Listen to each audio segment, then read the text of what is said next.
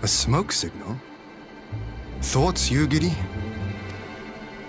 In former times, such signals were used to announce the coming of an emissary of peace. In Doma, at least. But could that truly be their intent? Who can say?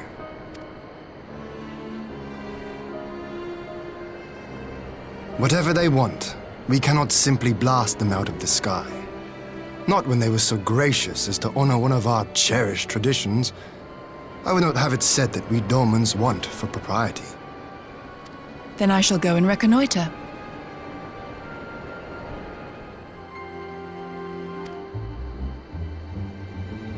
Nay, that won't be necessary. We will meet them openly. I would welcome this student of Doman history in person, whomsoever he or she may be. As you wish, my lord. I shall arrange for a signal of our own to be fired in answer.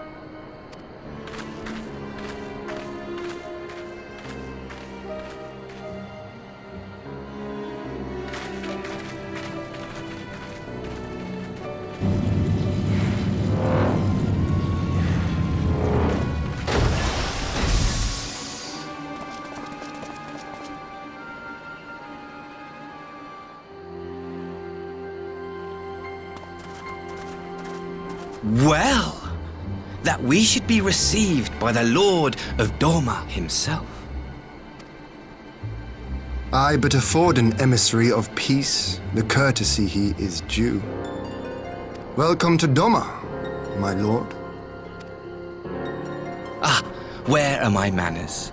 I am Asahi Sas Brutus, ambassador plenipotentiary of Garlemald. He is heir to the Naiuri clan, and Yotsu's stepbrother. It seems I need not introduce myself, not in the presence of the famed Yugiri Mistwalker. Your skills as a shinobi are known far and wide, my lady. It is true, the former acting viceroy is my sister, yet bonds of kinship aside, we have precious little in common. As will soon become plain, I come not to sow strife, but to end it. I am of the Populares, a collective which represents the interests of the common man. Long have we labored to bring about reform to the Empire's provincial policy. Happily for us, our master acknowledges the need for change. Indeed, His Radiance, Emperor Varys Zos Galvus, personally sanctioned this mission, granting me the authority to speak with his voice. To negotiate peace with Doma.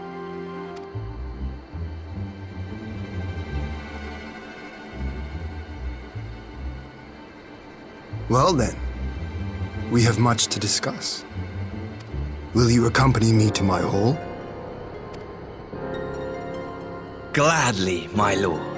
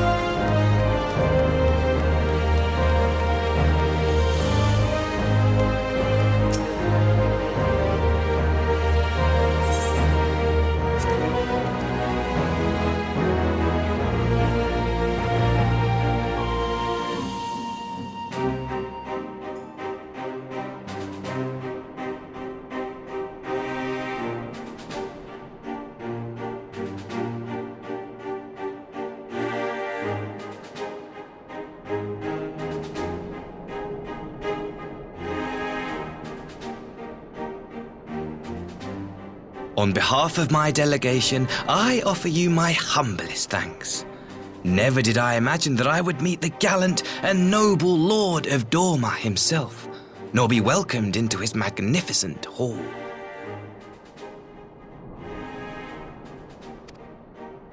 You'll forgive me if we forgo the pleasantries. You say you are come to negotiate peace. Unless I am mistaken, such negotiations are typically conducted between sovereign nations. I was not aware that the Emperor had recognized Dorma's sovereignty. His Radiance has yet to do so, that much is true. Know, however, that he has expressed willingness to cede Dorma to her ancestral masters and treat with her as a friend.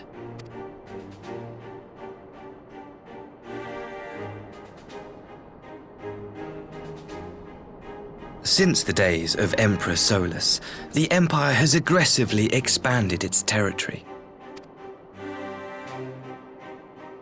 While you may not agree with our founding father's policy of expansion, I believe there is room for discussion on the matter of his lifelong goal, to rid the world of icons.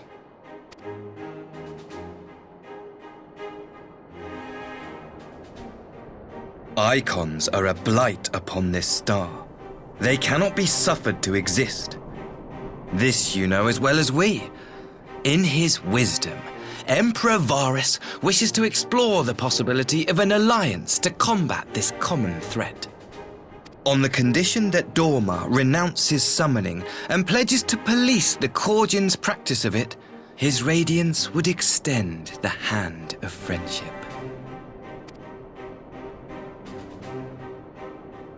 Dorma has never shown any appetite for summoning, and it should go without saying that we will address any threat to our people, icon or otherwise. With regard to the Korjin, I must stress that they only resorted to summoning under extreme provocation. When the Ruby Sea was at peace and their sacred relics safe, they looked not to their kami for protection. Yet even now there are certain parties who would destabilize the region with ill-conceived military forays. Unless they alter their course, we cannot hope to be rid of icons. Quite. I can but apologize. In seeking to eliminate icons, the Empire creates them.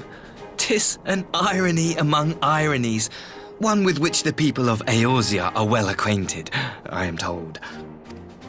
Indeed, many summonings are the result of persecution, the weak being driven to call upon the divine for deliverance from the strong. So it was in Alamigo, the bitter fruit of Garlean oppression. A tragic state of affairs. If we are to put an end to summoning once and for all, it shall not be through might, but harmony. Yet we continue to repeat our mistakes, oblivious to the lessons of history. My comrades and I would change all that. We, Populares, have campaigned long and hard for a shift in imperial policy. And at last, the Emperor has seen fit to lend us an ear. Alas, there is a faction within Garlemald that would obstruct our every attempt at reform. A collection of pure-blooded Garleans who seek to consolidate their own supremacy. The Optimates. Lest you wonder, theirs was the hand that loosed our forces on the Confederacy. 'Twas a regrettable incident, one that flies in the face of everything we believe, and I swear to do all in my power to prevent a reoccurrence. That would be most welcome. But if I may speak plain, if the Empire itself is not of one mind, how can we be certain that any peace we negotiate will be honored? I cannot blame you for doubting us. Indeed, I should find it strange if you did not. And so, in the name of building trust, I would like to make a proposal. A prisoner exchange.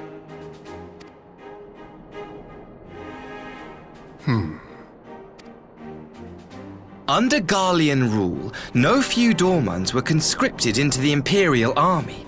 We would repatriate them in return for those of ours you captured in the recent conflict. Naturally, any exchange would include the acting viceroy. Yotsu? What makes you think we have her? Forgive me, my lord. Was it not your wish to speak plain? Let us not play games. I desire only to work to our mutual benefit. The Optimates tried and failed to take my sister by force. I would succeed by peaceable means, thereby strengthening my party's hand. 'Twould be a lie to say I would not also be glad of my sister's safe return. A fellow plain speaker. How refreshing. Very well. Your proposal has merit, but I will need time to consider it. Of course, my lord. May we remain in Dorma until you have come to a decision?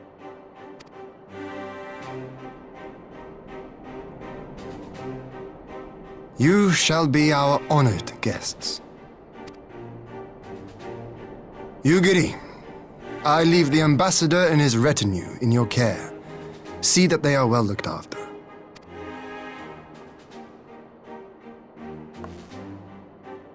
You have our gratitude, Lord Hien. We shall look forward to your answer.